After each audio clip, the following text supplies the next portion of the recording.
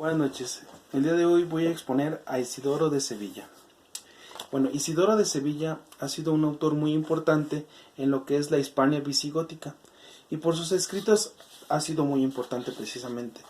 Principalmente vamos a ver cómo por sus escritos ha tenido una gran relevancia, sobre todo en su edad, en su tiempo, durante la Edad Media y después en el Renacimiento.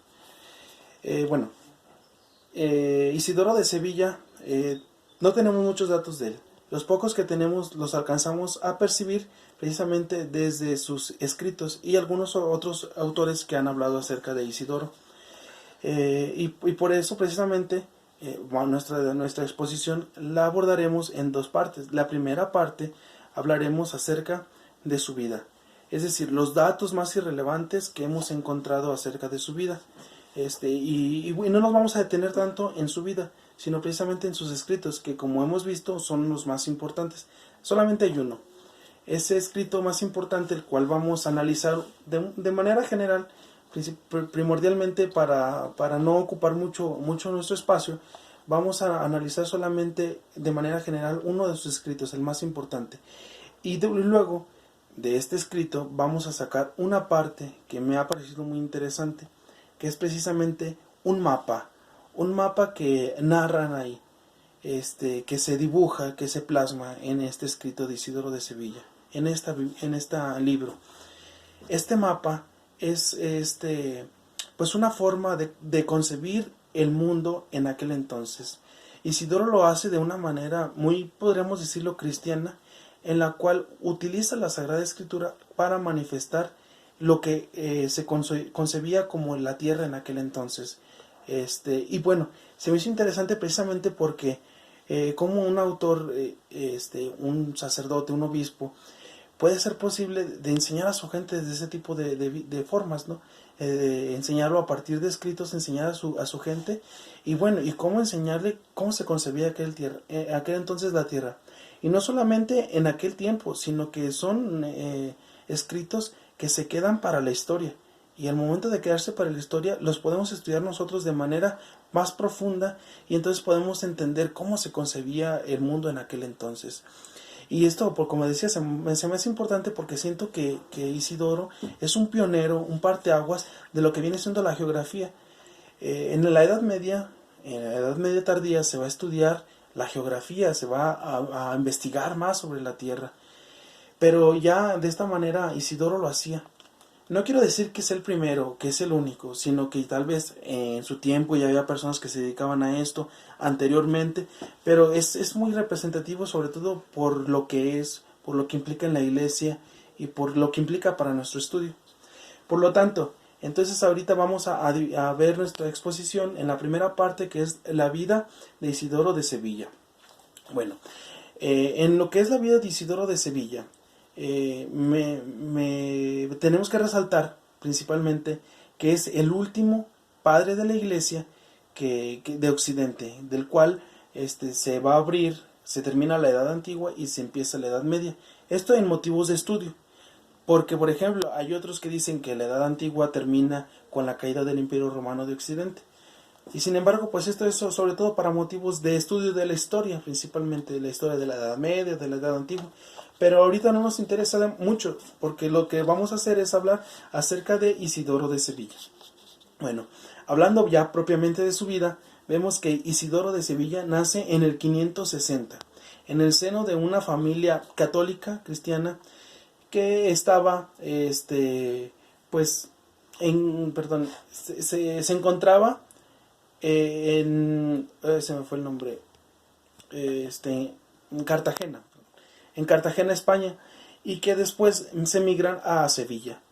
En su estancia en Sevilla, pues es desde que está niño hasta que pues muere prácticamente. En Sevilla estaba, durante los años 552-555, el Imperio Romano se quiere unificar. El emperador Justiniano traslada su residencia a Hispalis, en Sevilla. Y al instalar ahí su residencia, entonces se abre lo que son las escuelas. Y por lo tanto Isidoro va a la escuela episcopal ahí en Sevilla. Y en ese estar yendo a la escuela, llevar su formación, su educación, entonces es abrir su panorama. Y entonces esto es la base de toda su formación, la cual va a poner en práctica en su vida adulta, que ya veremos en sus escritos, como obispo, como sacerdote. Entonces esta educación la va iniciando aquí en Sevilla. Y como decimos, estaba en el seno de una familia cristiana. Su formación la decide continuar en una formación eclesiástica, es decir, él decide hacerse una formación sacerdotal, decide seguir por el camino de lo que es pues la vida eclesiástica, que en aquel entonces se veía como una de las opciones para poder tener una vida.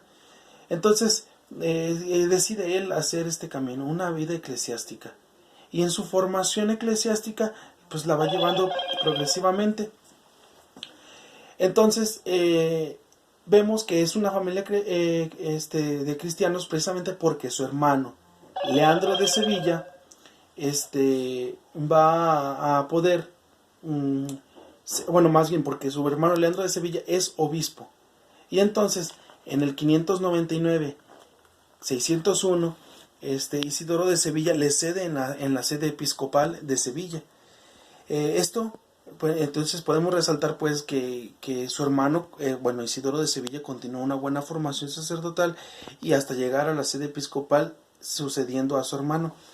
Un dato muy relevante es que, por ejemplo, en el 587 al 589, empezó a haber una conversión de los visigodos a la fe católica. Es a esto a lo que le llamamos la doble conversión de los paganos, porque los visigodos, recordemos, eran bárbaros y los bárbaros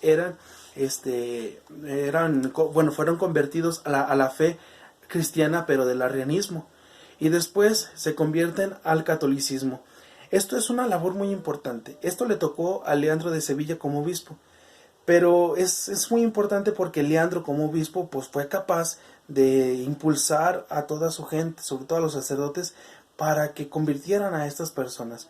Es una labor que no se lleva a cabo de un día para otro, sino es una labor constante, es una tarea que se va haciendo diariamente y sobre todo con el testimonio, con el ejemplo.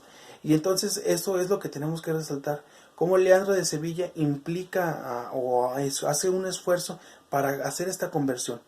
Y luego después, cuando le sucede Isidoro, pues también no va a terminar la labor de su hermano, sino al contrario, la continúa.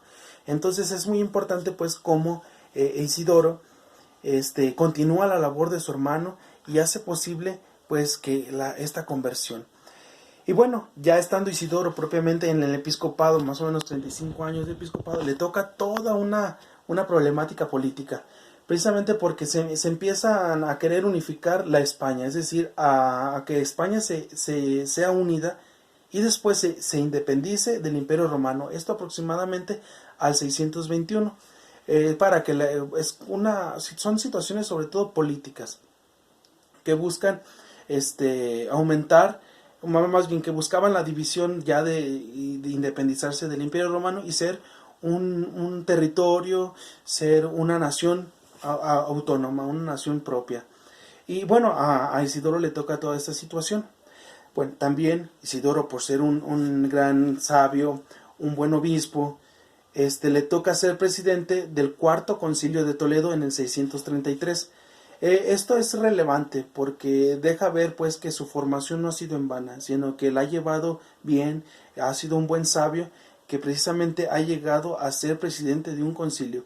Y sobre todo la responsabilidad que implica, ¿no? Porque se tienen que ver cuestiones de la fe que implica sobre todo que se respete. Y entonces, como presidente, pues tiene una gran responsabilidad. Y esto, pues solamente a personas sabias, a personas que nacen con la capacidad, a personas que se dejan guiar por el Espíritu. Y por eso, Isidoro ha sido una persona que se ha dejado guiar por el Espíritu Santo. Y bueno, después de hacer toda su labor aquí en la tierra, después de hacer tanto bien por el mundo, por la iglesia, muere en el 636. Se dice que a lo mejor pudiera ser que el 4 de abril del 636, no se sabe, pero solamente se tiene como dato que en el 636 muere.